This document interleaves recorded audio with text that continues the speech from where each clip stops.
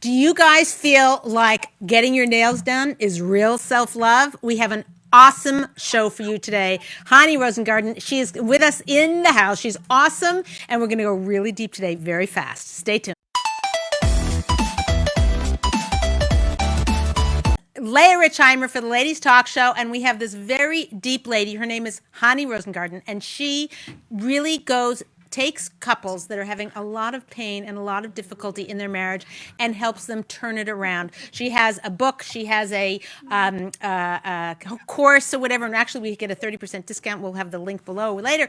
But anyway, we're gonna talk. I had a pre-interview with her, and she's just like this yummy person. I just want to like sit down and have coffee with her for about 2 or 3 hours. Anyway, we got her here now. Chany, welcome to the Ladies Talk Show. Hey, I'm so excited to be here. And thank you for this opportunity. Thank you for doing what you're doing, which is empowering women in their marriages. I love that. We're trying. Okay, good. So here, we're going to, you don't know that, you may or may not know this, but we go really deep, really fast. So I'm going to go right to the head of the class. Tell me what it is what is self-love? Let's hear about it. I want to know, what is self-love and what should self-love be, and our conception of what self-love is and what self-care is. I mean, this is like the big buzzwords these days, and it's very hard to tell like what is like selfish and what is I deserve to take care of myself, like all of that. So break that down for us, and let's hear what your thoughts are on that.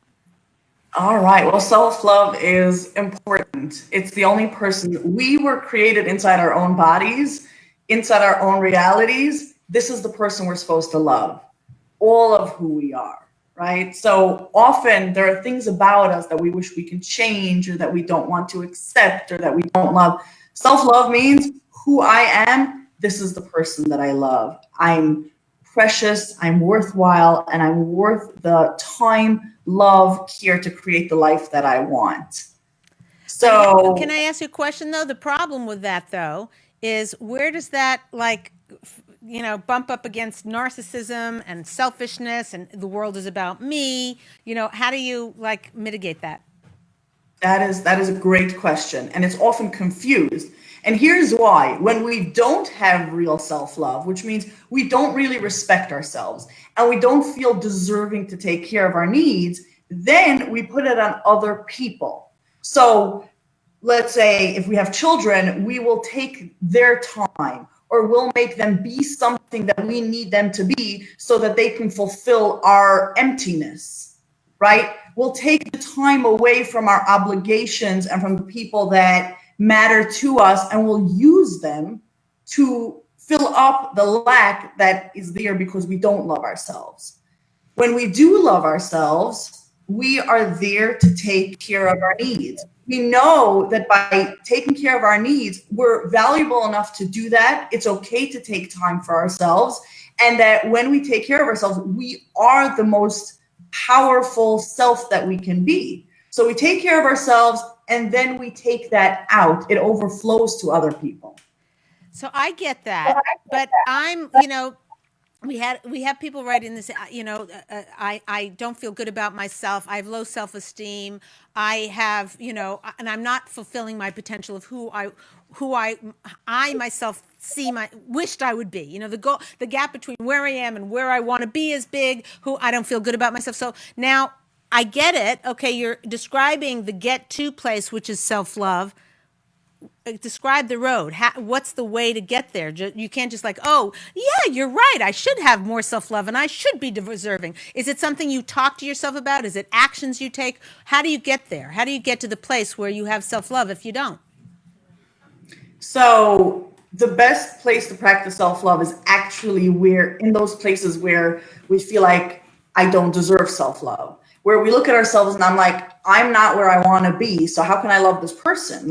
She's clearly missing something because my ideal is here and I'm here and we're not reaching each other. That's the place where I can love who I really am. Yeah, I don't have all of my, goals reached yet.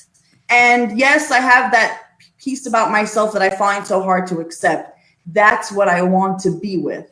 The first piece of self-love is really compassion. It's really hard to be who I am sometimes. Mm-hmm. And I just want to be compassionate to myself. Life is challenging. Human beings are so powerful and at the same time so vulnerable. So honoring the vulnerability is important. I want thoughts from you guys about when you're hearing this, because it's So true. We are our toughest critics. yeah. So we're perfectionists, turning our eye on ourselves. And Instagrammers, let's hear what you have to say. Do you find this issue of self-love too, like, about me, too selfish or whatever? I forgot to tell you that we do. It is you talk. I think sometimes it's hard for us to accept our flaws, because if we feel like we're accepting them, then it means that we're okay with it, and we like we're not going to work as hard to change. That's a good question. Like, yeah, how do you answer that, Chany? So, did you I understand? love that. Her thing is, it's true. It's like if I accept that, then I'm going to not work on it, like whatever it is. And maybe it might be easier to think of an example. Can you give us an example of one of your students who has a lack of self-love, and a specific, don't give who it is, obviously, but one subject? I think it will be easier to us to figure out what, to follow. Yes. Well, okay. Can we talk about weight loss and body? Oh, do we have to go there? I was just thinking about, hello, do we have to go? Okay, go for it. Go for it. We'll let it just this one time. Okay, go ahead. Weight loss. There we go. So a lot of women say, this comes up all the time. It's a great question, because if we're almost near self-love and self-acceptance, we back away because, well, if I go there, I'm not going to take care of myself, and I'll neglect the important things that I am willing to accept, but not willing to live with long term. Right. I'll accept it to a certain extent. So let's say with weight loss, we're like, all right, fine. I'm going to accept my body, and I'm going to be okay, and I'm going to love myself, but I don't want to stay here. I do want to lose that weight. So what's interesting is this: when we don't accept ourselves, we are like the battle of, let's say, weight loss is a constant battle, up and down, arguing with ourselves, fighting with ourselves, trying, and right? berating And ourselves when we had an extra cookie. Yeah, we get it. Yes, we're there. We're so we hate ourselves. We did it. We hate ourselves. We feel like we cheat on ourselves. Like we have all these ideas of what we're doing to ourselves, when really we're just a human being who is good enough right now and wants to go even further, right? And wants to respect herself, her health, her body, and therefore we would like to, let's say, lose that weight. And it's okay to be where we are. So what happens when we do accept ourselves is that the fight that we have over the battle over this issue stops being a battle. It starts being a fact. It starts being a piece of who we are, right? This is who I am, and I struggle with the fact that I want to lose weight, and I haven't done it. I've tried for 2 years to fight against myself. It hasn't worked. So now this is where I am. All right. When we take out all that chaos and drama out of the situation, we're free to find new solutions. The solution comes to us from a different point where we were until now. Until now, we were fighting it. Now we accepted it, and now we are able to move forward much faster. So what is accepting it? What does accepting it look like? Like, what's the internal dialogue that one would have that would show that we've accepted it? I think it's a process, right? How would we know that we accepted it? When we feel okay with ourselves, when we don't shame ourselves, hate ourselves. I'm asking, what's the internal dialogue? Like, would it be like, okay, I'm at this weight that I'm at, I'm going to accept myself, but not so much so that I don't keep working on, and then I just shove a lot of ice cream, mint chocolate chip, by the way. Right? Yeah. Oh, is it really? No, you know what someone said about mint chocolate chip ice cream? They said, why? That's like my worst flavor. Who would, if you're eating chocolate chip ice cream, who would ever think, let me add some toothpaste in here? Right? I think I said that in the show before, because it's just really funny. It kind of changed. I was kind of mad at this person. There's some things you can't unhear. But anyway, my favorite also. Okay, good. We're good. But anyway, so here you are. You're having an internal dialogue with yourself. How are you accepting? How do you get to, what's the internal dialogue you advise for people to make that transition from not accepting themselves to accepting themselves, but not so much to the extent where they don't take care of themselves? Right. So for me, it looks like Chany, sweetie, this is so hard. Like, you so much want this, and it's just not happening for you. Like, look at the struggle. Like, I'm just honoring the struggle. I'm honoring myself. I just want to see myself as a complete person with a mind, heart, soul, and body who is living life in the on the best way that I can. It's really about honoring ourselves. And sometimes it's also going back and saying, where did I first feel this hurt? Why is this so painful? Like, really understanding ourselves. And also often, especially with things that we don't, that are on loop inside of ourselves, is asking myself, why do you want this? Like, why are we here? I understand that this is so difficult. Like, why is this so difficult? Like, I really just want to understand myself and respect myself in the struggle. I hear it. So I'm going to actually give a point on that, and then I want to get right to land, because we talked about in the previous show interview, and I was kind of blown away by your land. But I just have another thought for people in terms of where the mind can go, which is that when you look at yourself in terms of self-esteem or in terms of self-care, is taking a thought of what is God seeing? Like, God is up there, right? What's he seeing in you? You're sitting there and you feel bad about yourself. You ate another pint of mint chocolate chip ice cream, even though you threw away 3 full things of it. Who has 3 in their house? But maybe, whatever. You threw stuff away and you were really great last week, and this week you just had to have that cookie or whatever. What is God looking at? He's looking down and he's seeing a wife and a mother, if you're married or whatever, a single person. He's seeing a person who is trying their best. He's seeing a person who is working very hard to do kind acts, is working on their ability. They get so angry, and God knows how angry you are in the moment. But you just went, okay, instead of saying, you idiot, or whatever it was. So understanding how God is viewing you and how he's looking at your triumphs and looking at your weaknesses, that can remove you from the imminent situation of not feeling good about yourself, to seeing in God's eyes, he's probably thinking, not bad. Got work to do on this. Wait, he could probably care less, except that there is, we do have a mitzvah to take care of ourselves and to guard our health. Okay, I hear that. But he's not watching every little thing in terms of, whether we're doing the right thing by media standards or the right things by, our own perfectionist tendencies. How we are behaving and how we're acting. If you measure yourself against, you're trying hard to do the right thing and to be a kind person, etc., and do all these nice, wonderful things, that's a snapshot of how God's seeing you, and maybe that'll give you strength to be able to conquer and to be able to respect yourself. So let's go right to land. Okay. Can we still expand on this? Because you just said something so important. I love it so much. Okay? Sure. So, weight loss is a small thing, right? I've had times in my life where I felt so like, this is the challenge and this is the thing that I've done and where I landed that is so painful. I don't know how I can ever accept myself and live with this. And what you just said really helped me. And the way I understood it is, we're not bodies that have a soul. We're souls that have a human experience. We are so great.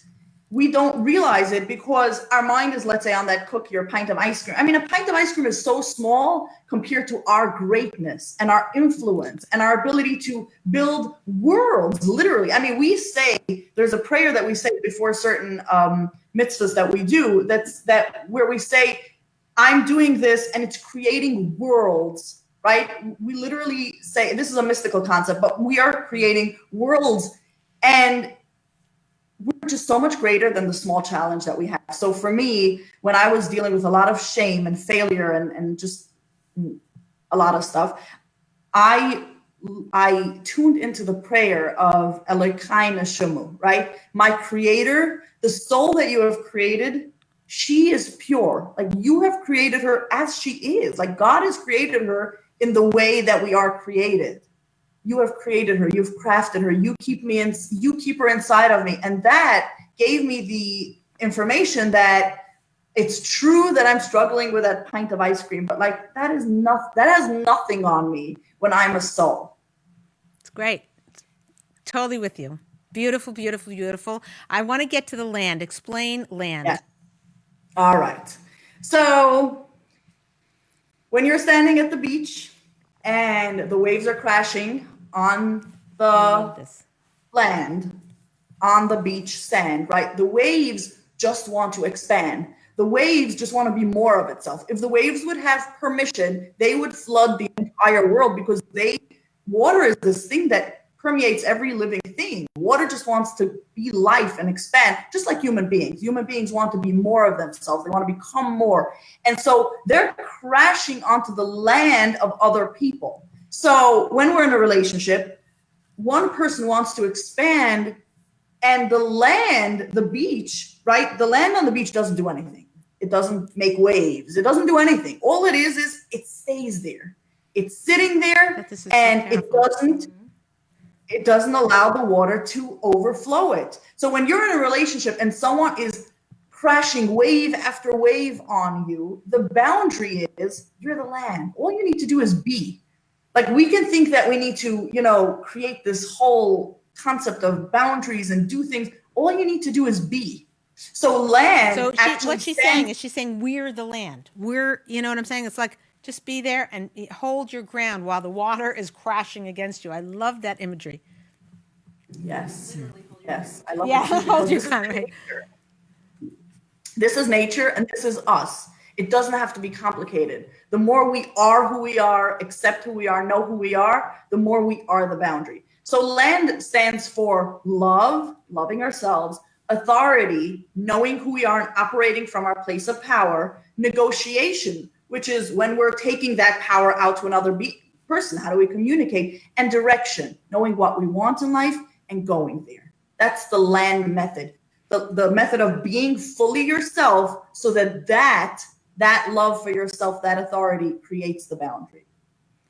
So for the love. So for instance, I asked you to give me some questions, some common questions that you got. One of them was, I feel spiritually disconnected. I look the part, but don't feel connected. How do I create a life of alignment? And so you take a student like that who comes with that question. How would land help them? So when we come from a place of disconnect, what has happened is that we have farmed out our spirituality, our reality, to other people, to ideas of what has to be, right? I mean, I have to make a potato kugel for Shabbos. That's the only way that I know that I'm worth it and lovable and that things are okay. But like, what do you want? Right? It's not about, I mean, sometimes it's about the potato kugel because it's beautiful and it's wonderful, right? But sometimes it's not. Like, what do you need to be spiritually connected? So getting to know ourselves, respecting what we want to find out about, what we're learning about, what's meaningful to us, really honoring who we are gives us the permission to connect, the ability to feel into our spiritual state. Chany, could you repeat LAND again? LAND, what it stands for? Someone asked that. Land is love, authority, negotiation, and direction. So could give us an example of each one of them? All right. Well, land, love. Let's talk about love. And should we talk about love and nails now? Should we go into that? Our title is Self-Love is Not About Doing Our Nails. So, for example, when I first came to the idea that loving myself is actually a sacred duty that I have, one of the things I did was do my nails. And doing our nails is good, right? If it makes sense. So you are giving us an example of love, of each one of them. You're going through each one. Yes. Yes. So, well, before we do that, time out, just in case we get cut off again, I want to ask you what that looks like that. Oh, it's water with a lemon. Okay. I thought it was wine. No, I want to find out what the self-love definition. I'm not quite clear. Like, the whole show is called Self-Love. It's not about getting your nails done. So what is it about? Self-love is honoring your needs and giving them to yourself and allowing yourself to be your most fullest self. I get, we like that. Meaning you're saying self-love is not physical, it's more an emotional mindset. It's not that you love yourself because you're going shopping or buying yourself things or doing your nails. That's not self-love. Self-love is you honoring who you are and respecting the person that you are and respecting your journey. Yes. Yes. Also, I think Okay. that unconditional Okay. component is key. You mean unconditional love? Yes, You mean to loving yourself. yourself even though you've got issues and Loving you have yourself problems even though you're 10 pounds too heavy. Right. or 11 pounds, but Yeah. that's who's counting. Exactly. Right? Exactly. Or 25. Okay, whatever fine. you Okay, want to whatever it is. Okay, fine. That's good. Okay, so Yeah, I mean, I get women who say, well, because we talk about different things you can do for self-love, and women say, well, I'm exhausted, I feel depressed, I feel depleted. I feel like if I need to do an act of self-love today, I just can't do it. Like, I'm just not up to it. And that's the real self-love, is accepting yourself there, right?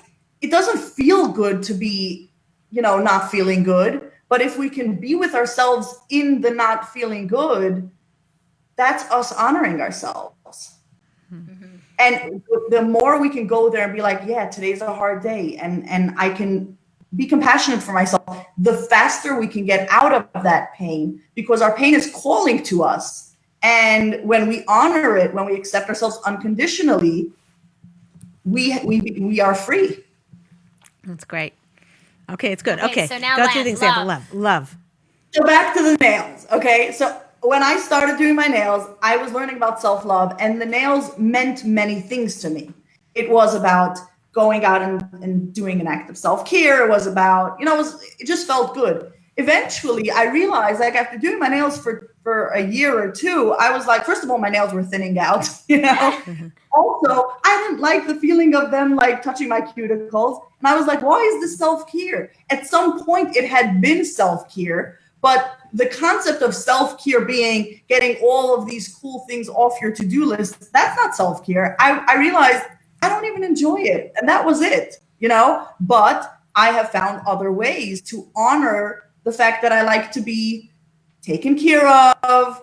The massage on my hand was the favorite part of my nails. So like that was good. Really just being out in the world, having some errands that are focused on taking time out of my regular life to give my brain, some time. So I realized, what is it that I'm looking for? What do I need?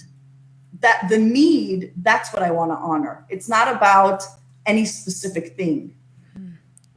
So that's the first thing, is love. LAND. So love is loving yourself. Love is loving yourself? Yes. Okay, fine. What's Yes. authority? Authority is realizing that we have a tremendous amount of power for ourselves, and we don't have power over someone else. But when we come back to our power, there is a lot of authority that I have in my life. What am I okay with? What am I not comfortable with? Do I deserve, like, the things that I really want? Do I feel deserving of them? Can I go after them? And the answer is yes, right? Are you talking about boundary issues? I'm not following exactly. Okay, so where are we unclear? Let's figure this out. The land method is about boundaries. It's creating boundaries within relationship, right? When you are the land, things can happen to you, but you still stay who you are. How do you do it? First of all, by loving yourself and respecting your needs. Second is authority, knowing what you have authority over, what choices you can make. Like, give us examples.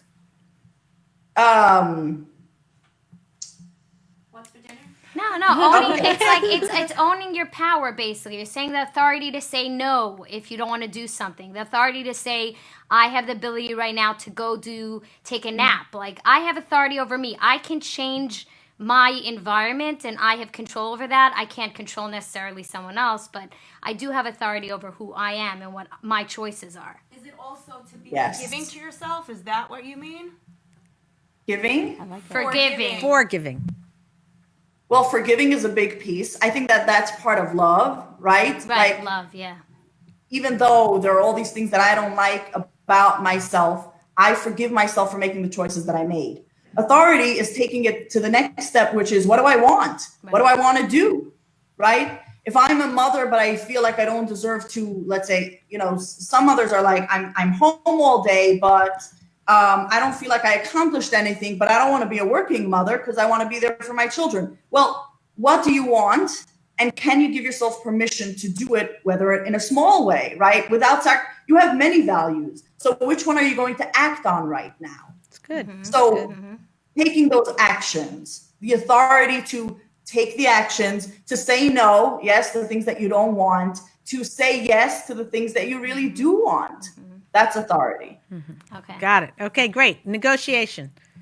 Negotiation is how we talk to others about it, right? When people, right, the ocean is saying, I want all of you. I want to crash onto you. I want you to hold all of me, right? Be there for me. Take me in.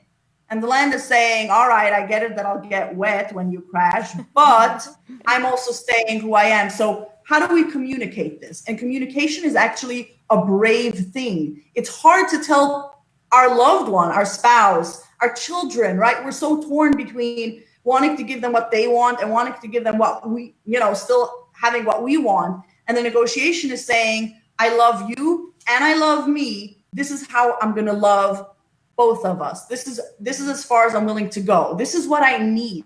Asking for our needs is one of the most difficult. We'd rather be like, no, I don't need it. Or if I ask for it, then it doesn't count anymore because I had to ask for it and you didn't intuitively know that I need it. Negotiation is saying, I honor my needs. So I'm going to communicate about it. I'm going to what? Right. I'm going to communicate. Communicate. Oh, communicate. Yeah. Right. And there will be, and the other person might say no, right? Like, I hear that that's your need, but I'm not willing to go there. That's the negotiation, the courage to openly talk about who we are. Fantastic. Got it. I love this land. It's adorable. Okay, direction. It's deep. It's not just adorable. That sounds trite when I say. Okay, what's deep? Direction. So direction is, where do you want to go in your life? What do you want? What calls you, right? The desires that we have are really, a lot of us are afraid of our desires, as if our desires will somehow lead us astray. And our desires really are our soul calling us to the next level, right? Our soul knows where we're going to end up. So our soul is kind of pulling us and saying, hey, this, and then we want it.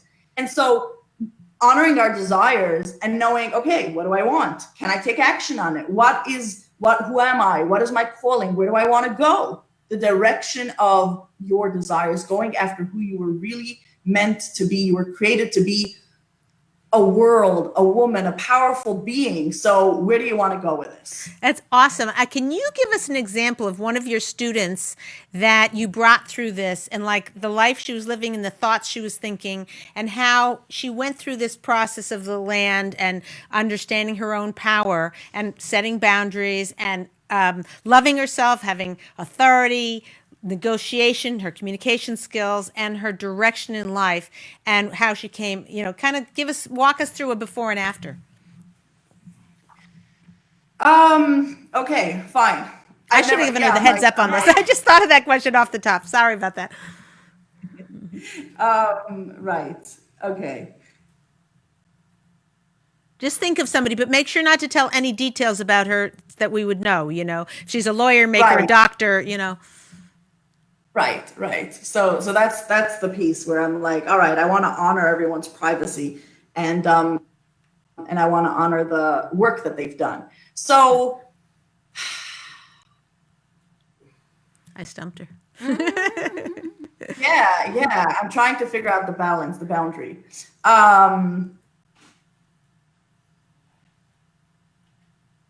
All right. I know I'm having a hard time. No, I think it's going to be a hard one because you also have a lot of your peeps on Instagram. So if it's anyone that you've been working with, maybe not. Okay, so we keep them safe. Okay, but fine. It was interesting when you were saying land and you were saying direction. I actually found it so. It was kind of interesting that land actually doesn't go anywhere. It stays in one place. So sometimes maybe direction is being happy with where you are and not needing to go further than what you are. Like, meaning sometimes a mother just being happy in motherhood and not feeling she has to do so much more is the direction. It's very good. Like her grounding in that. Like, I'm put and I'm going to stay put, and that's okay too. Yes. There's nowhere to go when there you go, Beth. Yeah. What'd you say? No, so that we were having over here a little sidebar, but Aviva was saying that the waves were reminding her of bath time. Oh yeah, How, let's do yeah. bath time.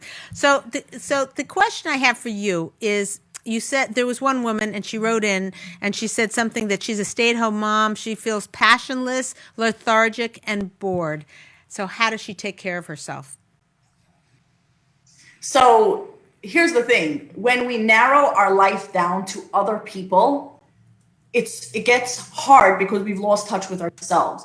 The only way we feel alive is from ourselves. We are the only life we have. We need to stay in touch with ourselves. So being a mother requires a lot of focus, and we need to be present for other people. So when we do that on a continuous basis, we end up sapping ourselves of our life force, of our energy.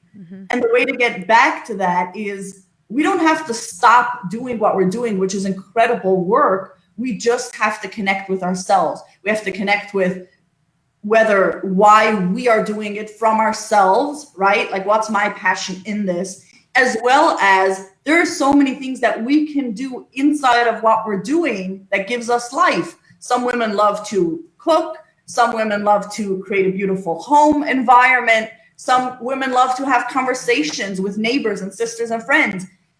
Some women like to have a hobby or a side business, whatever it is. It's asking ourselves, what about you, right? You've been giving and giving and giving, which is wonderful, but who is giving? You are the one who's giving. You want to connect to yourself. You want to come from that place. Wow. Right. So Golden Path Organizing is saying, if you look at land as stagnant, how would that affect us as Jews? Because in Judaism, we're always told to move forward, otherwise we fall. So, You mean, in other words, the analogy where the analogy of like not going anywhere, meaning the direction being just staying where you are. I don't know if it was in the spiritual sense. I think it was just in. We could think of Yeah. that way. No, too. but I don't know if I think even when I was describing it, I meant that just your example right now of the mother who's not happy. right? She's not happy because she's dreaming and envisioning so much more, and she's thinking of herself in like this greater reality, and she's not living in the now. Like, here I am, I'm a mother, and soon my kids are going to be way big, and I'm not going to have that peace, and I'm not enjoying the now. I'm not enjoying the like where I am. I'm not grounded in me. So I feel like that's where people are constantly looking for direction elsewhere, but they're not Get in on the a train now. to somewhere else Even, with it, yeah. even our whole lives on the phone and social media, we're always looking at like who's having the next adventure while we're in our own adventure. We're not even focused. where we are when Yeah. we're there. Yeah. Do you remember those books? Choose your own future. Like, pick that direction. You Yeah. have that power with your acceptance to pick which direction you Right, want to take. and sometimes the direction is staying where you are and being content in that role that you're filling. Right. Yeah. Love that. Love that. Yeah. And our souls are considered, in Hebrew terms, it's standing, right? Souls do not evolve. They just are. Bodies, when our soul becomes embodied, we start being able to take action and do mitzvahs and take that soul and put it into physical reality and embody it more and more, evolve it, right? So our souls just are. And the more we connect to the greatness of who we are, actually, we're connecting to the fact that we simply are. Who we are is good enough, right as we are, with all the stuff that we don't like. It's all perfect. And that getting to know ourselves more and more, that's a thrill. Like, that's something we can always do. Yeah, actually, Yafa Shali said she's using land as a wall, thinking of land as something that stands like a wall. And it's that we need to preserve and be consistent to our commitment to ourselves. Like, we have to be strong. Gorgeous. Yeah. Hello. Yeah, That's consistent in gorgeous. our commitment Okay, to I'm going to go ourselves. to the next question because I thought this was very deep and sad and hard, but I felt like people could relate to it, which is, I was ready to be that wife they taught me to be, but my husband is anything but what I thought he'd be. It's hard to get over the disappointment. Yes. Yeah, that is hard. It's common. Right? I get it a lot. It is. It is. Well, it's common. Can we talk about why it's common first? I mean, like, a lot of women are dealing with a lot of painful realities, but also, What do you mean painful realities? Meaning married to people who they thought were something and is something else, and it's hard for them to reconcile that. And here they are, right? This is the situation they're living with. So I'm going to take a timeout on that because I have to put my 2 cents in there, which is Mhm. the guy. You marry a guy and he can either be, you think he's this or whatever. Forget what your expectations or what your fantasies are of who you thought you married. But a guy can either be, you know, not so great or he can be fantastic. And there's a range, maybe a fantastic guy could be fantastic or is that a word? Is that a word? Yeah. What, great word. that's a great whatever. But the wife totally determines whether he's at this part of his potential or if he's at this part of his potential. So the more she's disappointed in him, right, the more he's going to sink and sink and sink and sink. Didn't I do that like a wave, right? Mm-hmm. He's just going to sink down to be the lowest he possibly could be.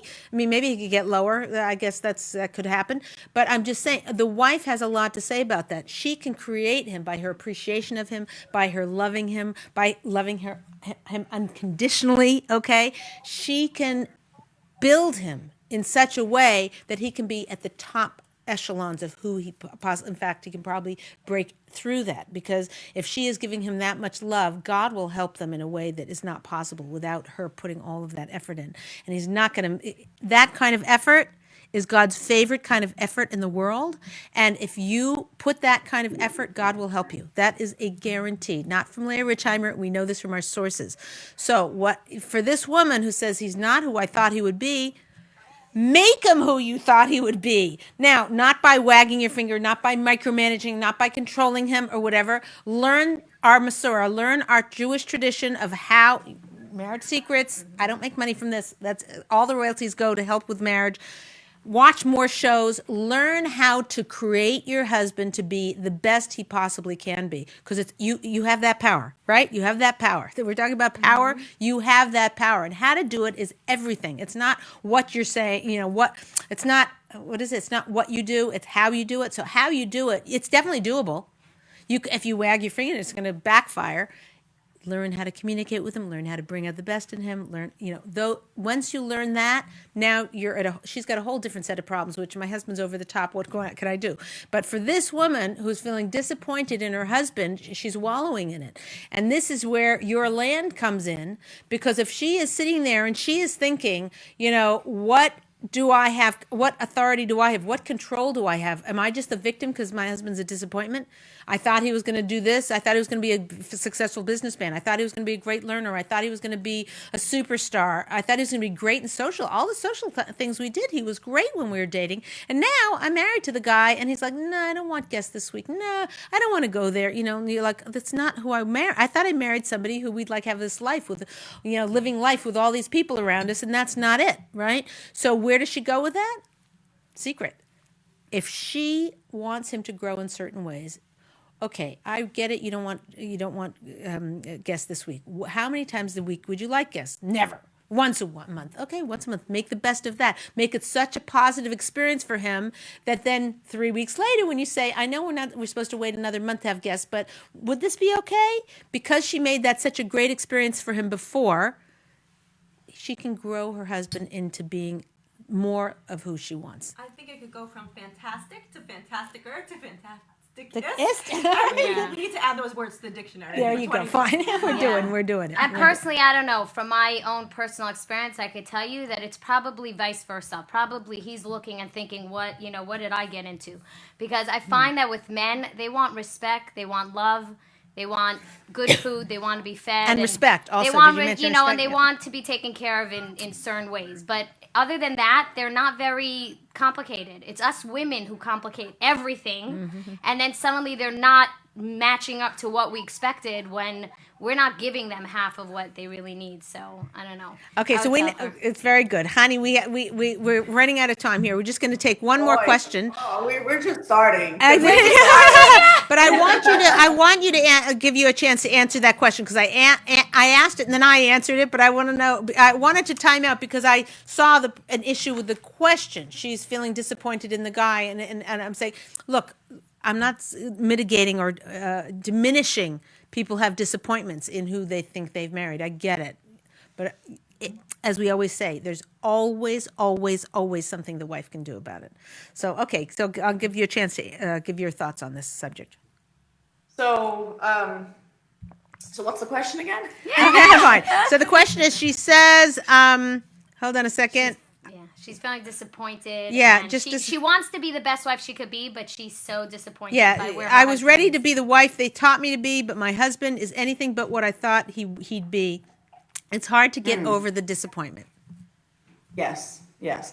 Okay, so first of all, so I want to say a few things. First of all, what you said is important. Women have tremendous power in their relationship. We have so much influence. Our husbands are looking at us, and we're able to create a reality in our life. That's the authority we have.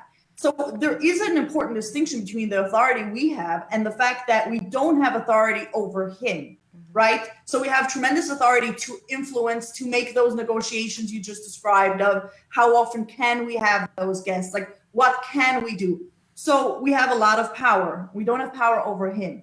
And I want to honor the fact that a lot of women are living with difficult situations, right? Men who are suffering from mental illness, addiction. They thought that they were committed to a certain lifestyle, to Judaism, and the man is not. Like a lot of deep disappointments. And while the woman has power over herself to create the life she wants, she also is not at fault for who he is. She didn't create his dysfunction. She did not create his pain. She's here and she's dealing with a human being. So the other piece about it is human beings are complex. Human beings are not like we think when we're dating. We have this very one-dimensional picture of a human being. And we're like, oh, he's this, he's that. He fits all my criteria of what I want on my list. Life doesn't work that way. Human beings are complicated. So he may be amazing in one way and not so amazing in another way. And that's okay, right?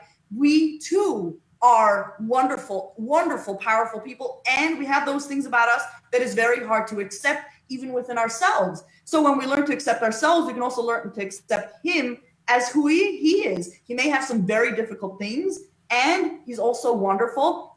And we have the power to create that life that you just described when we have those tools to negotiate for ourselves and to take care of what we need. So you could always blame it on his mother. Yeah, there you go. So that's a woman. That's right a woman. there. Married to poor husband also. Tell us a little bit about what's your course that you teach, that you have, online course?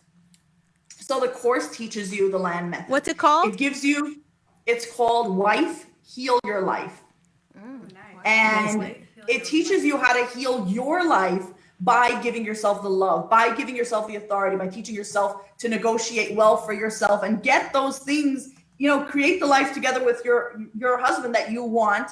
And it gives you these, so there are 8 classes, and then you have exercises, very short exercises, but ways you can think and things you can do and small things you can let go of and small things you can give yourself permission to do. And suddenly it has an exercise every day. And after 8 weeks of doing these exercises, you are a different person. When you are a different person and when you're approaching your husband from a different place, from a place of really loving yourself, things change. Women are saying, like, I don't know what happened, but he's responding to me completely differently. And I say, I do know what happened. I know that it was a very easy and joyful process. So you didn't feel like you were lifting boulders, but you did the work. Of course, he's responding differently. We do have power. That's fantastic. And by the way, everybody who signs up from this link gets 30% off this course. Mm-hmm. And also the way that to get you on Instagram, what is it again? It's Chany. How do you say it? It's Chany _Rosengarten _. Okay, fine. So click there so you can sign up for her, get her, be a follower on her Instagram. Chany, I loved having you on the show. Very deep, very powerful. This land method, I'm all in. Thank you very much for being here. Do you have any last thing you want to tell one last point that you want to get over that everybody should take home as their take-home gift for the day? Well, if I can give something, which we all have to take it ourselves, but what I would love to give you is to know how valuable you are, how loved you are by your creator. You are so wonderful. All the things that are going on in your life are things and they're big, but you are bigger. You are so, so powerful. That's awesome. So I wish we can all learn that. Chany, thank you very much for being on with us. This is Leah Richeimer for the Ladies Talk Show. We'll